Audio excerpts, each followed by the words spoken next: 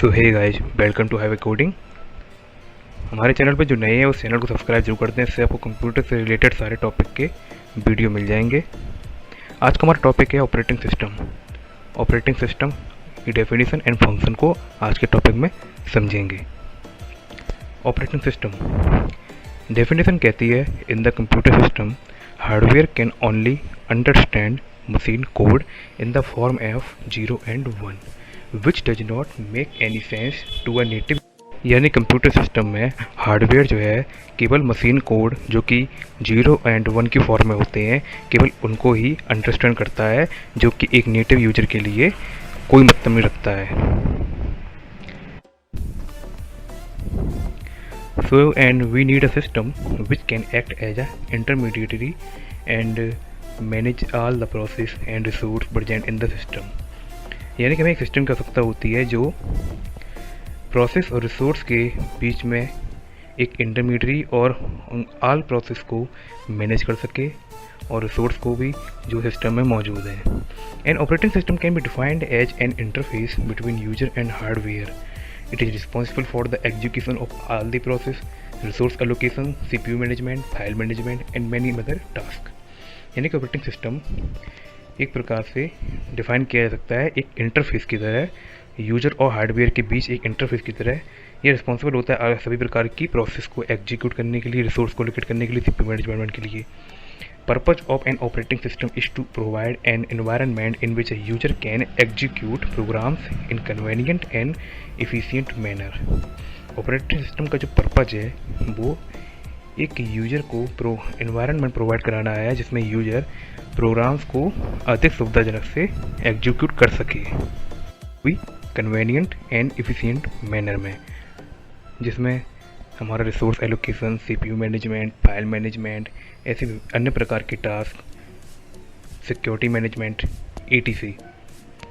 अब बात करेंगे हमारे topic function of an operating system. यहाँ पे मेन पॉइंट हमारा है कि ऑपरेटिंग सिस्टम जो है एक एनवायरनमेंट प्रोवाइड कराता है यूजर को जो प्रोग्राम कन्वेनियंट और एफिशिएंट मैनर में एग्जीक्यूट कर सके। Function of an operating system, operating system के फंक्शन क्या है, जैसे कि प्रोसेस मैनेजमेंट, प्रोसेस को सिंक्रोनाइज करना, process synchronization, memory management, CPU scheduling, file management, security. Process management में क्या होता है, जो सारी प्रकार की प्रोसेस है उनको मैनेजमेंट करना। प्रोसेस सिंक्रोनाइजेशन, इसका मतलब है प्रोसेस को उसके समकालीन यानी कि जिस टाइम प्रोसेस सिंक्रो कर रही है उसको उसी के आधार पे बनाना। मेमोरी का मैनेज करना, किस प्रोसेस को कितनी मेमोरी चाहिए। CPU शेड्यूल करना, फाइल मैनेजमेंट करना, सिक्योरिटी प्रोवाइड कराना। CPU शेड्यूलिंग हमारी 3 प्रकार की है जिसका हम आगे टॉपिक में चर्चा करेंगे। फाइल मैनेजमेंट में फाइल को मैनेज करना होता है, तो सिक्योरिटी में जिस प्रोसेस को सिक्योरिटी प्रदान करना। अब बात करते हैं टाइप्स ऑफ OS के प्रकार। हमारे ऑपरेटिंग सिस्टम कितने प्रकार का होता है। There are many types of operating system as follow. Batch operating system, multi programming operating system, multi processing operating system और रियल टाइम ऑपरेटिंग सिस्टम। इन चारों में 3 इंपॉर्टेंट हैं, multi programming operating system, multi processing operating system, real time operating system. अब सबसे पहले बात करेंगे बैच ऑपरेटिंग सिस्टम की। तो क्या कहता है batch operating system. In the era of 1970s, the batch processing was very popular। यानी कि 1970s के समय में बैच प्रोसेसिंग बहुत ही पॉपुलर थी। The jobs were executed in batches। People were used to have a single computer which was called mainframe। जो हमारी jobs जो हैं वो एग्जीक्यूटेड होती थी एक बैच के फॉर्म में। पीपल एक ही कंप्यूटर पे काम करते थे जिसे मेन फ्रेम कहते थे। In batch operating system access is given to more than 1 person। They submit the respective jobs to the system for the execution. The system put all of the jobs in a queue on the basis of first come first serve and then execute the jobs 1 by 1। First come first serve आप सभी ने पढ़ा होगा। The user collect their respective output when all the jobs get executed.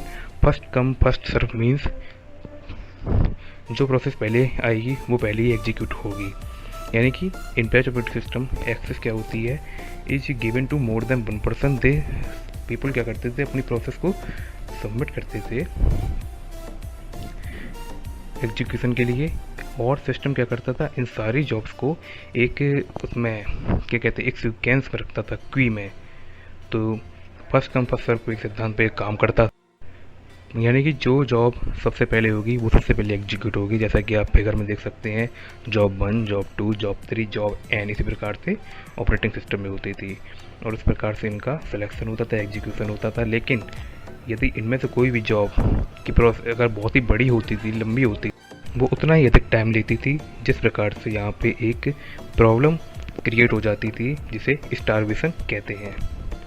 यहाँ पे आप देख सकते हैं जॉब 1, जॉब 2 एक प्रकार के सीक्वेंस एक क्वी में लगी हुई हैं, और FCFS first come first serve के आधार पे एग्जीक्यूट होंगी, और इनका कलेक्टिव आउटपुट प्राप्त होती थी।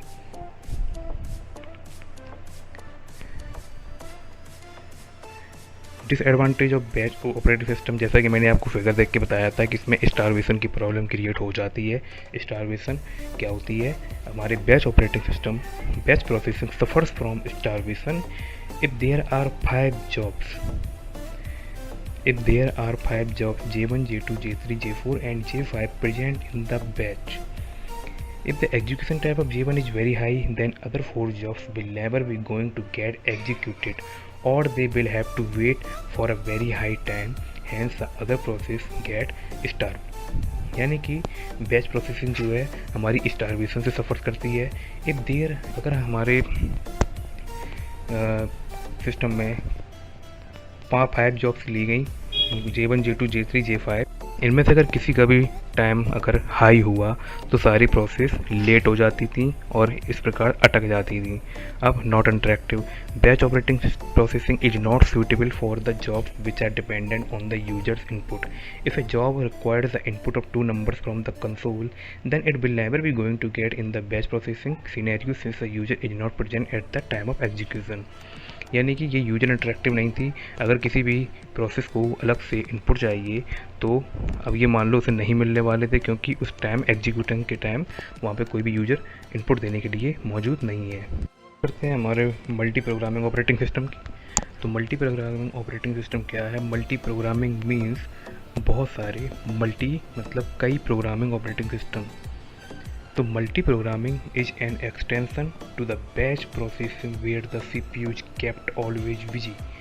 Each process needs 2 types of system time, CPU time and input output time।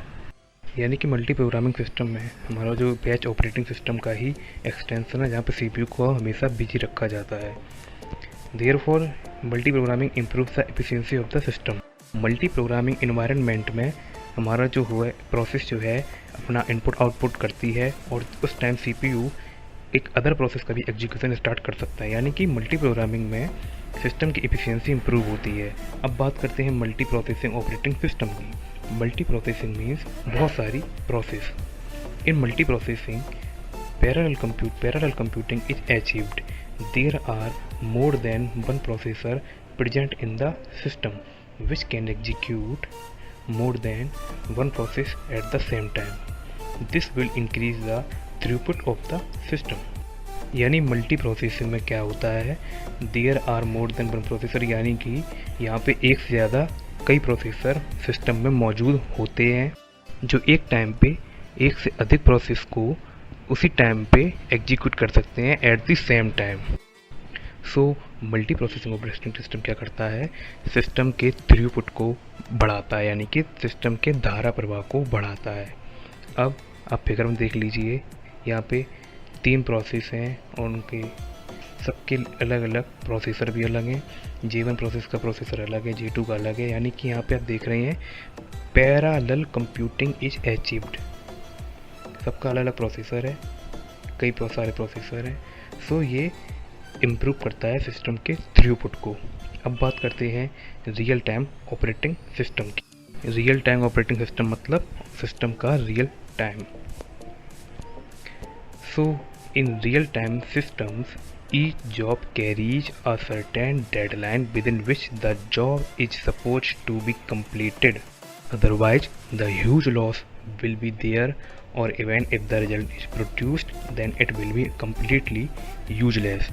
यानी रियल टाइम सिस्टम में क्या होता है, प्रत्येक जॉब अपनी एक सर्टेन डेडलाइन कैरी करती है. डेडलाइन मीन्स प्रत्येक प्रोसेस का अपना एक खुद का टाइम, कांस्टेंट टाइम होता है, जिसमें वह यह सपोज करती है कि वह कंप्लीट हो जाएगी, नहीं तो एक बड़ा लॉस अकर्स होगा.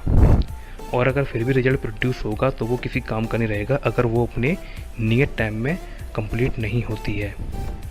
The application of real-time system exists in the case of military applications. If you want to drop a missile, then the missile is supposed to be dropped with certain precision. Real time system का एक अनुप्रयोग आपको military की application में दिखेगा, जहाँ पे अगर आप किसी चैनल को सब्सक्राइब जरूर कर देना और बेल आइकन भी दबा देना.